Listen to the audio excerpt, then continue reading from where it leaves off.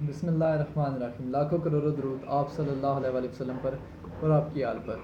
नाजरीन, आज का हमारा लेक्चर है आर्बिट्रेशन एक्ट के बारे में। आज हम लोग आर्बिट्रेशन एक्ट को जो है डिस्कस करेंगे। तो आइए चलते हैं इसके इंट्रोडक्शन की तरफ। तो सबसे पहले तो ये कि आर्बिट्रेशन एक्ट पाकिस्तान में कोई नया कानून नहीं है, बल्कि ये इंडिया जब सब कॉन्टिनेंट में नहीं बड़े सगीर में ही इसे जो था ब्रिटिश गवर्नमेंट ने इसे इम्पोज कर दिया था।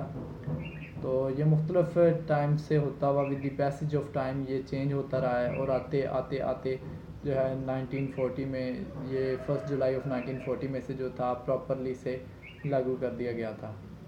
तो आर्बिट्रेशन का जो मतलब क्या है, इसकी डेफिनेशन या इसका मीनिंग क्या है, तो अभी तक प्रॉपरली आर्बिट्रेशन एक्ट की जो डेफिनेशन है वो बयान नहीं की गई। लेकिन इसकी जो ब्लैक्स लॉ डिक्शनरी ने डेफिनेशन की है, मैं उसे एक्सप्लेन करना चाहूँगा यहाँ पे। तो वो कहते हैं कि किसी मसले को दो पार्टियों के दरमियान अगर कोई प्रॉब्लम है तो वो उसे किसी तीसरे इम्पार्शियल पर्सन के पास लेके जाते हैं उसके हल के लिए, उसके फ़ैसले के लिए। तो ये आर्बिट्रेशन एक्ट के तहत ही होता है। वो ये एक आर्बिट्रेशन का ज़मरा बन जाता है। दो लोगों के दरमियान अगर कोई प्रॉब्लम हो, कोई मसला हो, तो उसे जब वो तीसरे आदमी की तरफ लेके जाया जाता है तो वो एक आर्बिट्रेशन बन जाता है, एक पंचायती फ़ैसला हो जाता है, एक पंचायत में वो इंक्लूड हो जाता है। आर्बिट्रेशन मानी पंचायत। अब नेचर ऑफ आर्बिट्रेशन एक्ट 1940 क्या है? इसकी जो एक मजबूत है, ये एक मजबूत कंसोलिडेटिंग एक्ट है जो complete code relating to the matters of arbitration है। ये एक प्रॉपर कंसोलिडेट है। उसके अलावा इसकी जो the provisions of this act follows the two main acts though with some changes. Provisions relating to arbitration without intervention of court follow the English Act. First ये है। Second, the remaining provisions follows the provisions of second schedule to the Code of Civil Procedure 1908. और अब scope of arbitration act क्या है? इस act का जो scope है वो कोई इतना ज़्यादा एग्जॉस्टिव नहीं है, मुकम्मल नहीं है। और क्योंकि इसमें अगर कोई खामी पाई जाए जहाँ पे, तो इसकी जो है अपील दायर कर दी जाती है कोर्ट्स में कि हमारे ख़िलाफ़ ये फ़ैसला आ गया है। अगर किसी को अपने फ़ैसले से इतराज़ हो किसी पार्टी को, तो वो अपील में जा सकते हैं, कोर्ट में जा सकते हैं। उसके अलावा नो रिट्रोस्पेक्टिव इफ़ेक्ट। आर्बिट्रेशन जो है ये इसका पुराने या रिट्रोस्पेक्टिव इफ़ेक्ट नहीं है आर्बिट्रेशन एक्ट का। कंडीशन प्रेसिडेंट फॉर आर्बिट्रेशन क्या है? इसकी जो डिस्प्यूट का होना, इसकी जो किसी जगह पे किसी भी डिस्प्यूट का होना, इसकी कंडीशन प्रेसिडेंट है। ठीक है। उसके अलावा ऑब्जेक्ट और पर्पसेस क्या हैं इसके आर्बिट्रेशन एक्ट के? सबसे पहला तो इसका ये है टू गिव एक्सपीडिशियस रिलीफ। फुर्तीला इसके ज़रिए आवाम को रिलीफ दिया जाए, जल्दी उन्हें मतलब मसले का, उनके मसाइल को हल किया जाए। उसके अलावा किसी भी डिस्प्यूट को ज़्यादा देर लंबा जारी ना रखा जाए। उसके अलावा लॉ को मजबूती देना आर्बिट्रेशन का जो है वो ऑब्जेक्ट है। और इसके अलावा इन्हें एग्रीमेंट को इन्फोर्स करना आर्बिट्रेशन का काम है। उसके अलावा एक यूनिफॉर्मिटी देना लॉ को, ये आर्बिट्रेशन एक्ट का काम है।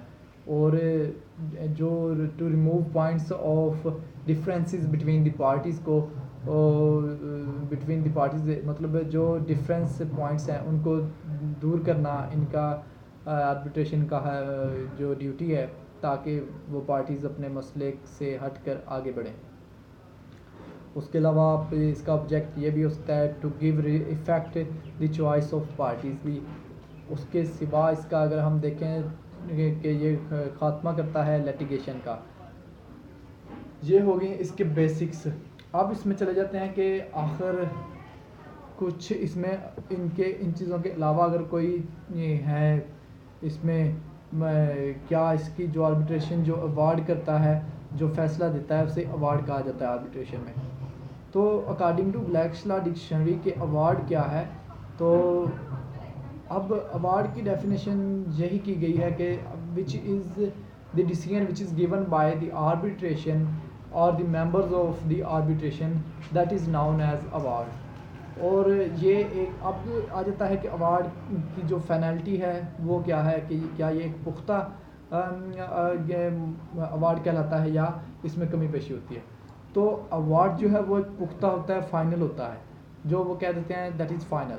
लेकिन एक्सेप्शंस भी हैं इस पे जनरल रूल के तहत, जैसा कि जहाँ पे भी लॉ है वहीं पे उसकी रेमेडी भी है। तो इसमें भी इसकी रेमेडी जो है, इसकी एक्सेप्शन वो यही है कि मॉडिफिकेशन ऑफ एन अवार्ड है, उसके अलावा रेमिटेंस ऑफ एन अवार्ड है, सेटिंग असाइड ऑफ अवार्ड है।